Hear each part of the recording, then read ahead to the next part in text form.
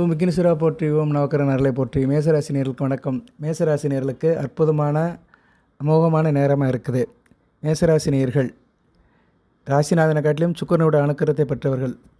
இப்போ சுக்கிரன் உங்கள் ராசிக்கு 8ஆம் இடத்துலேருந்து 9ஆம் இடத்துக்கு போக போகிறாரு. நல்ல விதமாக பார்க்கப்படுகிறது. அடுத்தடுத்து வருகின்ற நாட்களில் 8ஆம் இடத்துக்கு வந்தாலுமே குரு பார்வைக்கு வருவார். குருக்கு கேந்திரமாக வருவார். நல்ல அமைப்பு தான். சரியா? 8ஆம் இடத்துலேருந்து 2ஆம் இடத்தை பார்ப்பார். இந்த வீடியோ பதிவில் உங்களுக்கு நான் சுக்கிரனுடைய முக்கியத்துவத்தையும் வெள்ளி மோதிரம் போடுவதனால மேசராசினியர்களுக்கு என்னென்ன பலாபலன்கள் கிடைக்க போகுது அதை நட்சத்திர ரீதியாக லக்கண ரீதியாக விரிவாக சொல்கிறேன். பொறுமையாக கேளுங்க. வெள்ளினாலே சுக்கிரன் தான். அதுபோல் வெள்ளி மோதிரம் சந்திரனுடைய ஆதிக்கம் நிறைந்ததாக பார்க்கப்படுகிறது. சுக்கிரன் சந்திரன் 2 பேருடைய ஆதிக்கம் அருளை பெற்றது வெள்ளி மோதிரம். சந்திரன் ராசிக்கு 4 கூடையவன், சுக்கிரன் 2 7 கூடையவன். சுக்கிரன் தன குடும்ப வாக்கு சனாபதி. சுக்கிரன் தான் மேசராசிக்கு பொருளாதாரத்தை கொடுக்கணும், பொண்ணை கொடுக்கணும், பொருளை கொடுக்கணும், செல்வத்தை கொடுக்கணும், 16 வகை பேரை கொடுக்கணும். அதுபோல் நல்ல கணவனையும் கொடுக்கணும். இன்டகிரேஷன், கணவன், ஒழுக்கம், ஊக்கியம், ஒருங்கிணைப்பு, தாம்பத்திய சுகம், இணக்கம் எல்லாத்தையும் கொடுக்குறவர் சுக்கிரன் தான். அதாவது மேசராசியில் பிறந்தவர்களுக்கு எதிர்த்தரப்பில் இருக்கிறவர்களை ஈர்க்க வைக்கிறது சுக்கிரன் தான். அதுபோல் உங்களுக்கு ஈகை, கருணை, காரணியம் கொடுக்கறது சந்திரன். சந்திரன் 4 குடைவன், சுகஸ்தானாபதி. உங்களை நல்ல விலையில் கொண்டு போகிறவர், உங்கள் தேக ஆரோக்கியத்தை காத்து உங்களை பேணி ஆக்கிறவர், தாயை போல பேணி ஆக்கிறவர் சந்திரன். ஸோ சந்திரனும் சுக்கிரனும் மேசராசிக்கு இன்றியமையாத கிரகங்கள். இந்த கிரகங்கள் வெள்ளியினோட ஆதிக்கத்தை பரிபூர்ணமாக பெற்றிருக்கிறாங்க. அதனால் மேசராசியில் நீங்கள் அஸ்வதி நட்சத்திரமோ, பரணி நட்சத்திரமோ, கிருத்திகை நட்சத்திரமோ என்ன தசை நடக்குதோ, தசை எப்படி நடக்கும் உங்களுக்கு? செவ்வாய் திசை, ராகு திசை, குரு திசை, சனி திசை இப்படி தான் போகும். மத்திய வயதில் இதுதான் நடக்கும். செவ்வாய் திசை, ராகு திசை, குரு திசை, சனி திசை, புதன் திசை வரைக்கும் நடக்கும். ஒரு 30 வயதுலேருந்து ஆரம்பித்தோம்னா இப்படி தான் போகும். ஸோ எந்த தசை நடந்தாலுமே இந்த வெள்ளி மோதிரம் உங்களுக்கு ஒரு சிறப்பை தரும். வெள்ளி ஒரு மெட்டல், உலோகம்தான். வெள்ளி போடுறதுனால மேசராசினியர்களுக்கு நல்ல விதமாக தான் பார்க்கப்படுகிறது. சரியா நேர்களே? ஏன்னா சுக்கிரன் மேசராசிக்கு வேண்டியவர் தான், சந்திரனும் வேண்டியவர் தான். ஸோ வெள்ளி மோதிரத்தை நீங்கள் போடலாம். இந்த வீடியோ பதிவில் வெள்ளி மோதிரத்தை என்னைக்கு போடலாம், எந்த கையில் போடலாம், எப்படி போடலாம், எந்த வரலில் போடலாம்னு ஒன்றா சொல்கிறேன். பொறுமையாக கேளுங்க. அனைவரும் லைக் பண்ணுங்கள். லக்கண ரீதியாக எடுத்துக்குருவோம். லக்கணத்தில் ஒவ்வொரு லக்கணத்தில் பிறந்திருப்பீங்க. லக்கணம் தான் ரொம்ப முக்கியம். லக்கண ரீதியாக அந்த பலன்கள் எப்படி வரும் அதை தான் பார்க்க போகிறோம். இப்போ மேசராசி, மேச லக்கணத்தில் பிறந்தவங்களுக்கு இந்த வெள்ளி மோதிரம் போடுறதுனால குடும்பம் நல்லாயிருக்கும், அமைதி நல்லாயிருக்கும், தேக ஆரோக்கியம் நல்லாயிருக்கும், உடல்நல நல்லாயிருக்கும், தாய்வழி சிறப்பு இருக்கும். குடும்பத்தில் தாய்க்கு உங்களுக்கு நல்ல ஒரு இணக்கம் இருக்கும், தாய்வழி சொத்துக்கள் கிடைக்கும். அதுபோல் நல்ல இடத்துல திருமணம் நடக்கும், திருமண உறவு நல்லாயிருக்கும், கணவன் மனைவி உறவு நல்லாயிருக்கும். எல்லாத்துக்கிட்டையும் நல்லபடியாக பழகுவீங்க. சென்றவருக்கு, கல்வி கற்றவருக்கு சென்ற இடமெல்லாம் சிறப்பு சொன்ன மாதிரி நீங்கள் போன இடமெல்லாம் உங்களுக்கு ரத்தன கம்பளம் விரிக்கப்படும். ஸோ மேச லக்கணத்தில் பிறந்தவங்க வெள்ளி மோதிரம் போடுறது நல்ல ஒரு அருமையான பலன்களை கொடுக்கும். நான் லக்கண ரீதியாக சொல்லிக்கிறேன். அதுக்கு பின்னாடி ஆண்கள், பெண்கள் எந்த கையில் போடணும், எந்த விரலில் போடணும், அதை என்றைக்கு போடணும், எந்த இடத்துல வச்சு போடணும், யார் மூலியமாக போடணும் அப்படின்னு தகவலில் விரிவாக சொல்கிறேன். ஸ்கிப் பண்ணிடாதீங்க. பொறுமையாக கேளுங்க. பொறுமை தான் ரொம்ப முக்கியம். பொறுமை கடலிலும் பெரிது. அதை தயவுசெய்து புரிஞ்சுக்கிட்டு வீடியோ முழுமையாக பாருங்கள். மேசராசி, மேசலக்கணத்தில் பிறந்தவர்களுக்கு சந்திரனும் சுக்கிரனும் நல்ல ஒரு அமைப்பை கொடுப்பாங்க. நல்ல விதமாக பார்க்கப்படுகிறது. அதுவும் மேசலக்கணத்தில் பிறந்தவர்கள் மேசராசியில் வீடு கட்டணும், இடம் மனை வாங்கணும், வண்டி வாங்கணும், அதில் நல்ல லாபம் சம்பாதிக்கணும், ட்ராவல்ஸ், டிரான்ஸ்போர்ட் வச்சுருக்கிறவங்க, லாஜிஸ்டிக் வச்சுருக்கவங்களாம் வெள்ளி மோதிரம் போட்டிங்கன்னா நல்லாயிருக்கும். அதுபோல் கூட்டு தொழில், பங்கு சந்தை, ஷேர் மார்க்கெட்டு, அசோசியேஷனில் இருக்கிறவங்க, டீம் லீடராக இருக்கிறவங்க இவங்களும் வெள்ளி மோதிரத்தை போட்டுக்கலாம். அடுத்து ரிஷப லக்கணத்தில் வெள்ளி மோதிரம் போட்டிங்கன்னா தைரிய வீரியகாரமாக இருப்பீங்க. ஆள் ரொம்ப ஃபோர்ஸாக இருப்பீங்க. உங்களை பார்த்தாலே எல்லாம் அரண்டு உருண்டு ஓடி போயிடுவானுங்க. சரியா? நல்ல ஒரு ஜெய்ஜாண்டிக்காக இருப்பீங்க, ஒரு வீரனாக இருப்பீங்க, எல்லாத்துக்கும் ஏற்றவனாக இருப்பீங்க. 4 பேர் இருக்கிற இடத்துல நீங்கள் போனீங்கன்னா உங்களுக்கு ஜம்முன்னு ஒரு ராஜ மரியாதை கிடைக்கும். எல்லாருக்கிட்டேயும் நல்லா இணக்கமாக பழகுவீங்க. அதுபோக வேலை பார்க்குறதுல கெட்டிக்காரனாக இருப்பீங்க. வேலைன்னு வெள்ளைக்காரன்னு சொல்கிற மாதிரி வேலையில் கெட்டிக்காரனாக இருப்பீங்க. எந்த ஒரு வேலையும் நல்ல விதமாக பார்ப்பீங்க. ஸோ ரிஷப லக்கணத்திற்காரங்க ஒரு உத்வேகத்தோட, காரிய வெற்றியோடு இருப்பீங்க. வெற்றி மேல் வெற்றி கிடைக்கும். சரியா? அது அரசியல் வெற்றியாக இருந்தாலும் சரி, தனிப்பட்ட வெற்றியாக இருந்தாலும் சரி, வெற்றி வகை சூடுவீர்கள். வெற்றி மாலை உங்கள் தோளில் சூட்டப்படும். அடுத்து மிதுன லக்கணத்துக்கு மிகச்சிறப்பாக இருக்குங்க. மிதுன லக்கணம் மேசராசியில் பிறந்தவருக்கு கொடுத்து வைக்க வேண்டும். நல்ல விதமாக பார்க்கப்படுகிறது. சரியா? நல்லாயிருக்கும். கையில் காசு பணம் இருக்கும். ஆள் லட்சணமாக இருப்பீங்க. எப்பயுமே தேசாச்சியாக இருப்பீங்க. லட்சுமி கடாட்சியம் இருக்கும், வசீகரம் இருக்கும், வசியம் இருக்கும். பண வசியத்தை எப்படி பண்ணலாம்னு ஒரு மந்திர தந்திரத்தோடு இருப்பீங்க. குடும்பத்தில் நல்லா எல்லாத்துக்கிட்டும் கலகலப்பாக பழகுவீங்க. பன்மன் ஜாலியாக இருப்பீங்க. பழக்க வழக்கம் நல்லாயிருக்கும். படிப்பு நல்லாயிருக்கும். படிப்பு நல்லா வரும். ஆரம்ப கல்வி படிப்பு எல்லாமே நல்லா வரும். சரியா? அந்த படிப்பு உத்தியோகத்தெல்லாம் இந்த கிரகங்கள் கொடுக்கும். அதுபோக புத்திர பேர் நல்லபடியாக இருக்கும். கல்யாணம் ஆனால் உடனே குழந்தை பிறப்பு இருக்கும். பிள்ளைகளால் பெருமைப்படுவீங்க. சரியா? குலதெய்வத்தோட அருள் இருக்கும். கும்பிட போன தெய்வம் குறுக்க வந்தது மாதிரி, நீங்கள் சாமி கும்பிட போனீங்கன்னா தெய்வம் உங்களை தேடி வரும். நீங்கள் தெய்வத்தை நோக்கி ஒரு அடி வச்சீங்கன்னா தெய்வம் உங்களை நோக்கி 4 அடி முன்னோக்கி வரும். ஸோ குலதெய்வத்தோட அருள் உங்களுக்கு பரிபூர்ணமாக கிடைக்கும். அதனால் மிதுன லக்னத்தில் பிறந்தவர்களுக்கு வெள்ளி மோதிரம் போடுறது மிகச்சிறப்பாக பார்க்கப்படுகிறது. அதே நேரத்தில் வெளிநாடு வெளிமாநில யோகமும் உங்களுக்கு சிறப்பாக அமையும். நல்ல விதமாக பார்க்கப்படுகிறது. பூர்வபுண்ணிய சொத்துக்கள் கிடைக்கும். தகப்பன் வழி பூர்வபுண்ணிய சொத்துக்கள் கிடைக்கும். எல்லாருக்கும் வேண்டியவராக இருப்பீங்க. இந்த பிறவி நம்ம ஏன் எடுத்தோம், அதை நல்லபடியாக செய்யணும்னு மனதார நினச்சிக்கிட்டு நல்லது ஒரு காரியத்தை பண்ணுவீங்க. அடுத்து கடகலக்கணம் அருமையான அமைப்பு. மேசராசி கடகலக்கணத்தில் பிறப்பதற்கு கொடுத்து வைக்க வேண்டும். கடகலக்கணத்தில் பிறந்தவருக்கு நல்லாயிருக்கும். தாயன்பு இருக்கும். தாய்வழி உறவுகள் நல்லாயிருக்கும். நல்ல லாபம் இருக்கும். சரியா? தொழில் வியாபாரத்தில் நல்ல லாபம் இருக்கும். குறிப்பாக ஜவுளி வியாபாரம், ஃபேன்சி ஸ்டோரு, டிபார்ட்மெண்ட் ஸ்டோரு, நகை வியாபாரம், பாத்திர வியாபாரம், ஆர்னமெண்டல் வியாபாரம், கண்கவர் பொருட்கள், இது மாதிரி வேலையில் இருக்கிறவங்களுக்கெல்லாம் நல்ல விதமாக பார்க்கப்படுகிறது. மிகச்சிறப்பாகவும் இருக்குது. நல்லா இருப்பீங்க. சொந்த வீடு கட்டி நல்லபடியாக குடும்பத்தை கொண்டு போவீங்க. அதுபோக இந்த பில்டிங் கான்ட்ராக்டு, கட்டட கான்ட்ராக்டு, ரியல் எஸ்டேட் பண்ணுறவங்க இவங்களுக்கும் நல்ல விதமாக பார்க்கப்படுகிறது. வித்திகள் நல்லபடியாக இருக்கும். மேற்படிப்பு படித்து நல்ல லெவலுக்கு போவீங்க. ஸோ உயர்கல்வி, உயர் படிப்பு, அதன் மூலிமா கிடைக்கிற வெற்றிகள் நல்ல விதமாக பார்க்கப்படுகிறது. ஸோ கடக லக்கணத்தில் பிறந்தவர்களுக்கு வெள்ளி மோதிரம் நல்ல ஒரு ராஜயோக பலன்களை கொடுக்கும். சிம்ம லக்கணத்துக்கு வந்து தூர தேசம் தான். வெளிநாடு வெளிமாநிலத்துக்கு போகலாம். உள்ளூரில் இருக்க முடியாது. ஒன்று பக்கத்து ஊரில் இருக்கலாம், இல்லைன்னா வெளிநாடு வெளிமாநிலத்தில் போகலாம். அங்கே போய் நல்ல பணம் சம்பாதிக்கலாம். சரியா? அங்கே போய் தொழில் செஞ்சு நல்ல பணம் சம்பாதிக்கலாம். உள்ளூருக்குள்ளே இருக்க முடியாது. கொஞ்சம் பக்கத்து மாவட்டம், இல்லைனா பக்கத்து மாநிலம், இல்லைனா வெளிநாடு, இங்கெல்லாம் போய் நீங்கள் வந்து நல்லா பணம் சம்பாதிக்கலாம். அதுபோல் அரசியல்வாதிகளுக்கு நல்ல விதமாக பார்க்கப்படுகிறது. அரசாங்க வேலை கிடைக்கும். அரசாங்க வேலையில் நல்லா சாதிப்பீங்க. உடம்பிறந்த சகோதரர்களால் நல்ல ஒரு ஏற்றம் இருக்கும். தம்பி தங்கச்சியால் நல்ல ஒரு ஏற்றம் இருக்கும்.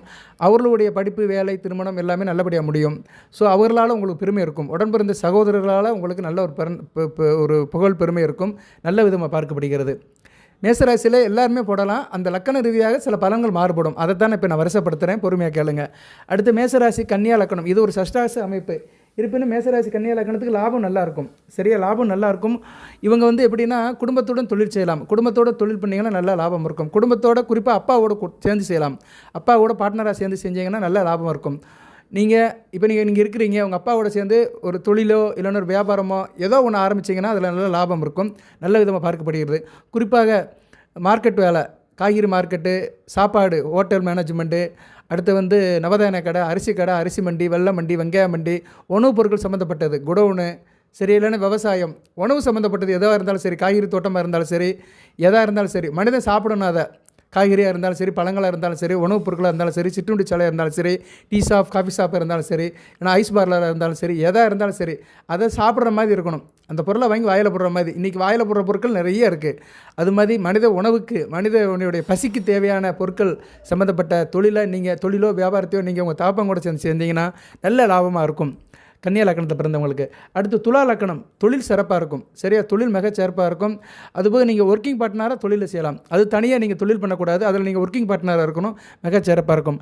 அதுபோக நீங்கள் ஒரு கம்பெனிலேயோ இல்லை அரசாங்கத்திலேயோ தனியார் துறையிலையோ வேலை பார்த்துட்டு கூட தொழில் பண்ணலாம். இதெல்லாம் டபுள் வருமானம் வரும்.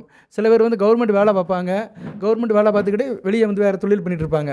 சரியா? பினாமி பேரில் தொழில் பண்ணுவாங்க, இல்லைன்னா மனைவி பேரில் தொழில் பண்ணுவாங்க. ஸோ இந்த துலா லக்கணம் மேசராசியில் பிறந்தவங்க வந்து அப்படியும் நீங்கள் வந்து தொழில் வியாபாரத்தை பண்ணினீங்கன்னா மிகச்சிறப்பாக பார்க்கப்படுகிறது.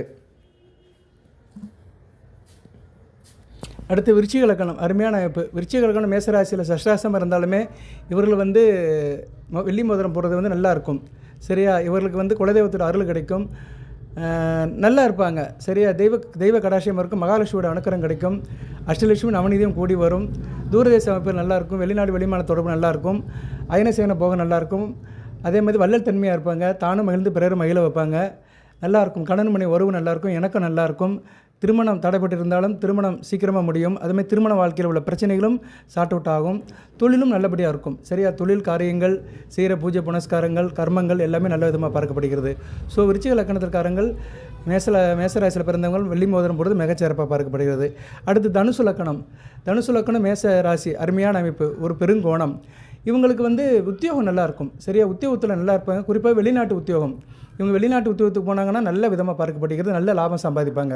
ஸோ தனுசு லக்கணத்தில் பிறந்தவங்க மேசராசியில் வெள்ளி மோதிரம் போட்டிங்கன்னா கண்டிப்பாக வெளிநாட்டு ஆஃபர் கிடைக்கும். சார், நான் வெளிநாட்டுக்கு போகணும், மேசராசியில் பிறந்திருக்கிறேன், தனுசு லக்கணம் அப்படின்னு நினைக்கிறவங்க வெள்ளி மோதிரம் போட்டிங்கன்னா 100க்கு 100 வெளிநாடு போகலாம். வெளிநாட்டை நல்லா சம்பாதிக்கலாம்.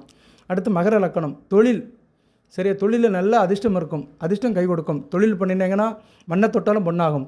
ஸோ மர லக்கணத்தில் பிறந்தவங்க தொழிலில் நல்ல அதிர்ஷ்டம் இருக்கும், பூர்வ புண்ணிய சொத்துக்கள் கிடைக்கும், தகப்பன் வழி உறவுமுறைகள் கிடைக்கும், தொழிலை நல்லா சைன் பண்ணுவீங்க. வியாபாரம், தொழில், பிஸ்னஸ் நல்லபடியாக இருக்கும். மல்டி லெவல் பிஸ்னஸ் பண்ணிட்டு போய்கிட்டே இருக்கலாம். பல வகை பிஸ்னஸ் பண்ணினீங்கனாலும் உங்களுக்கு நல்ல லாபம் வந்துக்கிட்டே தான் இருக்கும். ஸோ மேசராசி மகர லக்கணம் நல்ல ஒரு அமைப்பு. அடுத்து வந்து கும்ப லக்கணம். மேசராசி கும்ப லக்கணம். மேசராசி கும்ப லக்கணத்துக்கு வந்து சொத்து பத்து கிடைக்கும், தாப்பன் வழி சொத்து, தாய் வழி சொத்து கிடைக்கும். தாய் வழி உறவு, தாப்பன் வழி உறவு நல்லபடியாக இருக்கும். அதே நேரத்தில் உத்தியோகத்தில் நல்லா புள்ளியாக இருப்பீங்க. உத்தியோகத்தில் நீங்கள் நினச்சது நடக்கும். உத்தியோகத்தில் நல்லா வேலை வைப்பீங்க, பெர்ஃபார்ம் பண்ணுவீங்க, நல்லா பேர் எடுப்பீங்க. உத்தியோகத்தில் இருக்கிறவங்களும் உங்களை மதிப்பாங்க, நல்ல விதமாக பார்க்கப்படுகிறது. வீடு, மனை, வண்டி, வாகன யோகம் நல்லபடியாக இருக்கும். அதே நேரத்தில் பேர், புகழ், அந்தஸ்து இருக்கும். உங்கள் காலத்துக்கு பின்னாடி உங்கள் பேர், புகழ் இருக்கும். சரியா, தலைமுறை தாண்டி நீங்கள் கட்டின வீடு இருக்கும். இப்போ சில குடும்பத்தில் பார்த்தோம்னா தாத்தா கட்டின வீடு 3 தலைமுறைக்கு மேலே இருக்கும். அது வந்து 1915 கட்டியிருப்பாங்க. இப்போ வந்து 2025 100 வருஷம் தாண்டின வீடுலாம் இருக்குது. நிறைய ஜமீன்தார் காலத்து வீடுகள்லாம் நிறைய இருக்குது.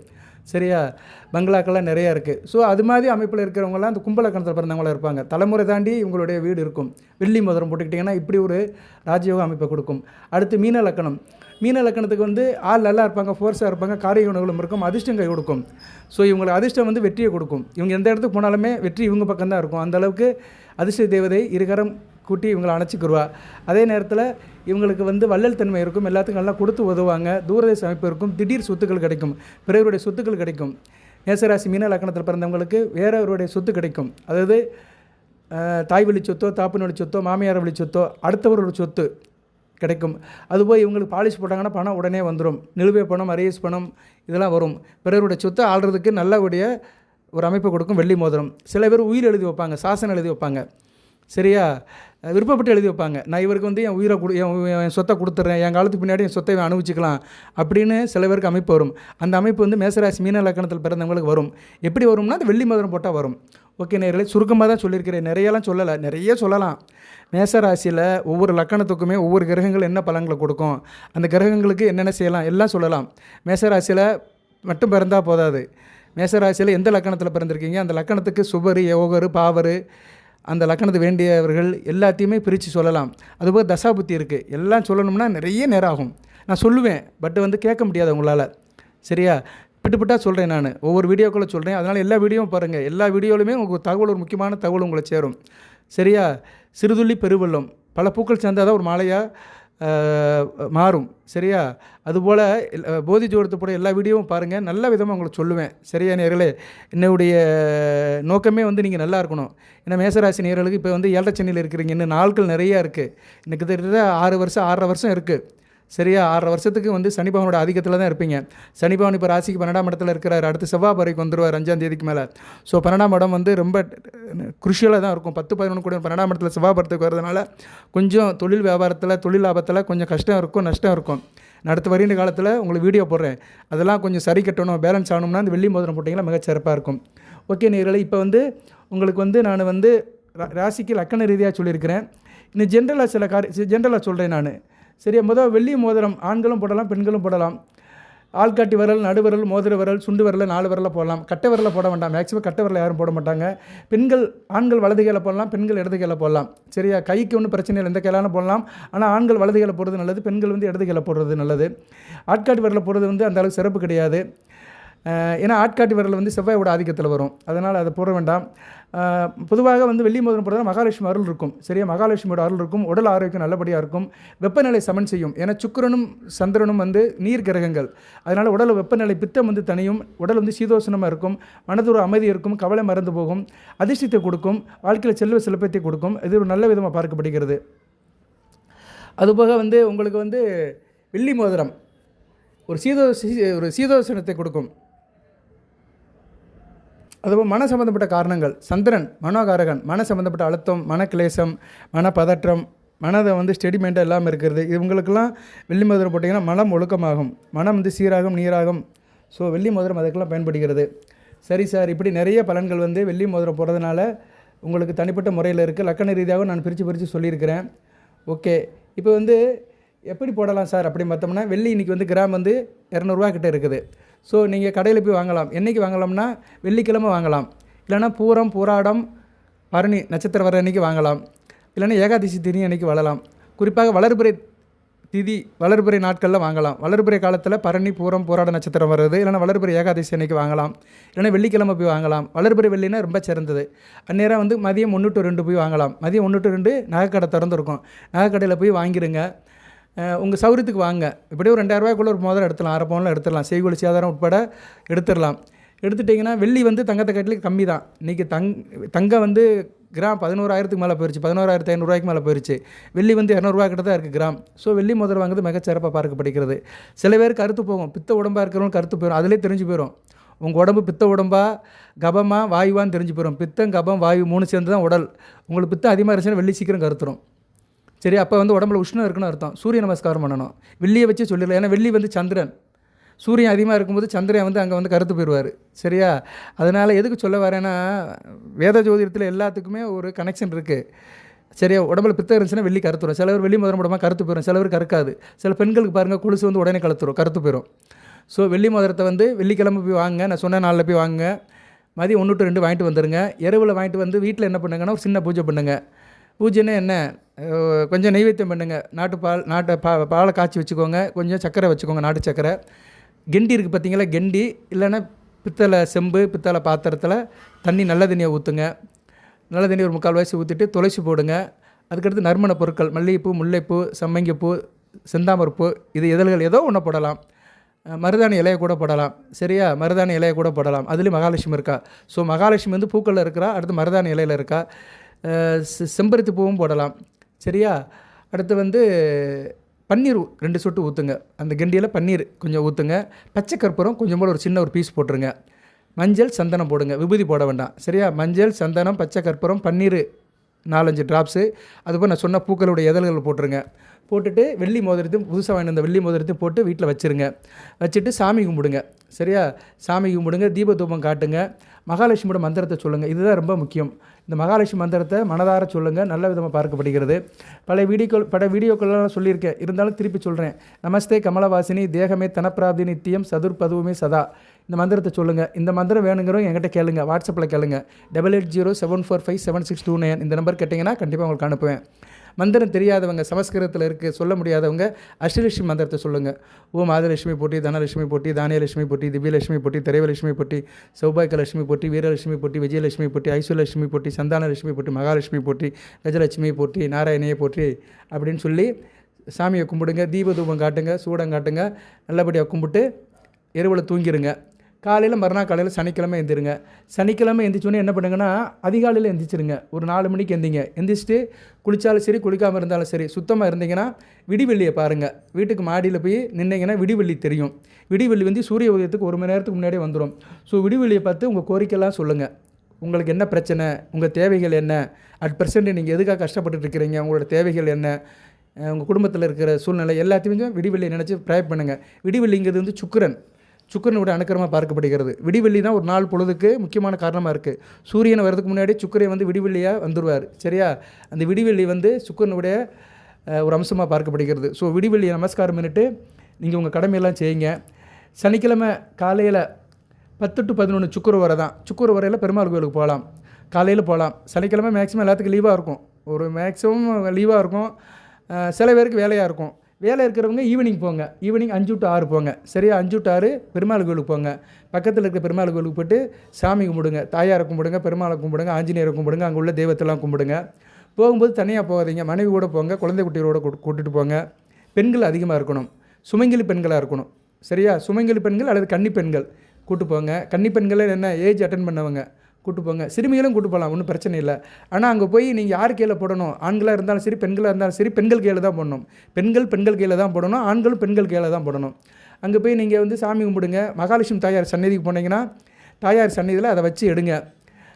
கோயில் குறுக்கள் கொடுத்தீங்கன்னா வச்சு எடுத்து கொடுப்பாரு. சனிக்கிழமை கூட்டமாக இருக்குது சார் பெருமாள் கோயிலில், சாத்தியப்படலை, கொஞ்சம் ரஷ்ஷாக இருக்குது அப்படின்னு சொல்கிறவங்க தரிசனத்தை முடிச்சுட்டு கருடாளவர் சன்னதிக்கு முன்னாடி வாங்க.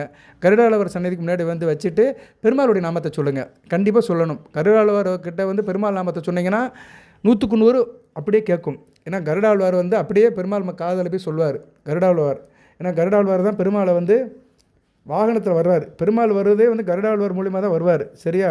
அதனால தான் முருகனுக்கு மயில், சிவனுக்கு ரிஷபம், காளை, சக்திக்கு வந்து சிம்மம், பெருமாளுக்கு வந்து கருடம். கருடம் அவர் பெருமாள் வந்து வேகமாக காக்கும் கடவுளாக இருக்கிறாருன்னா கருடன் மூலியமாக தான் வருவார். ஸோ கருடன் கிட்ட போய் உங்கள் நாமத்தை சொல்லுங்கள், அவர் நாமத்தை சொல்லுங்கள். ஓம் கோவிந்தா போற்றி, கோபாலா போற்றி, கோதர்ஷனா போற்றி, மாதவா போற்றி, மதிசூதனா போற்றி, மணிவண்ணா போற்றி, முராரி போற்றி, ஸ்ரீகரி போற்றி, உலகளந்த உத்தமனை போற்றி, உப்பிலி எப்பனை போற்றி, திருப்பதி ஏழுமலை வெங்கடேச பெருமாளை போற்றி, கல்லழகா போற்றி, சோழமலை அழகா போற்றி, சுந்தரராஜ பெருமாளை போற்றி, மிகுண்ட வாசனையை போற்றி, லட்சுமி நேசனையை போற்றி, திருப்பாக்கடையில் இருப்பவனை போற்றி, ஆதிசேஷலம் வந்தவனை போற்றி, படலாத்து நரசிங்க பெருமாளை போற்றி, பள்ளிகுண்ட ஸ்ரீரங்கத்து பெருமாளை போற்றி, வடபத்திர சாயி போற்றி, பிரச்சனை வெங்கட ஜலபதியை போற்றி, காஞ்சி வரதராஜ பெருமாளை போற்றி, அத்திவரதரையை போற்றி, அயக்கிரிவரையை போற்றி, அலைசிங்க நரசிம்மரையை போற்றி, சங்கு சக்கரதாரியே போற்றி, 108 திவ்ய பிரேஸ் திருவாளும் உலகளந்த பெருமாள் லட்சுமி நாராயணா போற்றி, லட்சுமி நாராயணா போற்றின்னு சொல்லணும். இன்றைக்குமே வந்து இறை நாமத்தை நம்ம சொல்லணும், இல்லைனா பிற சொல்ல கேட்கணும். ரெண்டுலையுமே புண்ணியம் இருக்குது. சரியா? கேட்குறதுலேயும் புண்ணியம் இருக்குது, நம்ம நாவால் சொல்கிறதுலேயும் புண்ணியம் இருக்குது. இதை காட்டிலே ஒரு பெரிய புண்ணியம் கிடையாது. இதை தான் பக்திங்கிறாங்க. பக்தி மார்க்குங்கிறது என்ன? இறைநாமத்தை சொல்கிறது. இறைவனை வந்து பக்தி மார்க்கமாக கும்பிடுதுங்க என்னென்னா மந்திரத்துக்கு வந்து இறைவன் அடிமை. ஸோ இறைநாமத்தை சொல்லணும். உங்கள் தாய்மொழியிலே சொல்லலாம். நம்ம தாய்மொழியிலே இறைவனை கும்பிடலாம். நாமத்தை சொல்லி கருடாழ்வார் சன்னதியில் கீழே வைங்க. சரியா? கீழே வச்சு அதை வந்து நமஸ்காரம் பண்ணிட்டு எடுத்துக்கோங்க. இப்போ நீங்கள் ஆண்களாக இருக்கிறீங்க, ஆண்கள்னால் உங்கள் மனைவி கையில் போடலாம். சரியா? மனைவி கையில் போடுங்க. பெண்களாக இருக்கிறீங்கன்னா உங்கள் மாமியார் கையில் போடலாம். கணவனை பெற்ற மாமியார் கையில் போடலாம், இல்லைனா கணவன் கூட பிறந்த அக்கா தங்கச்சி கையில் போடலாம். நீங்கள் போகும்போது யாரை கூட்டு போகலாம்னா மாமியாரை கூட்டு போகலாம், இல்லைனா சித்தி பெரியம்மா கூட்டு போகலாம். சித்தி பெரியம்மா வந்து சந்தனோட அனுக்கிரமாக பார்க்கப்படுகிறாங்க, மாமியார் வந்து சுக்கரனோட அனுக்கிரமாக பார்க்கப்படுகிறாங்க. ஸோ நீங்கள் கோயிலுக்கு போகும்போதே வந்து மாமியார் சித்தி பெரியம்மா ஒரு டீமாக போனீங்கன்னு வச்சுக்கோங்களேன், சுக்கரன் சந்திரன் கூடயே வந்த மாதிரி தான். அருமையான அமைப்பு. சரியா? மேசராசிக்கு வந்து மேசராசியில் பொதுவாக நீங்கள் நல்லா இருக்கணும்னா உங்கள் தாய் உறவில் வர்றவங்க, அத்தை உறவில் வர்றவங்ககிட்ட நல்லா பழகுங்க. சரியா?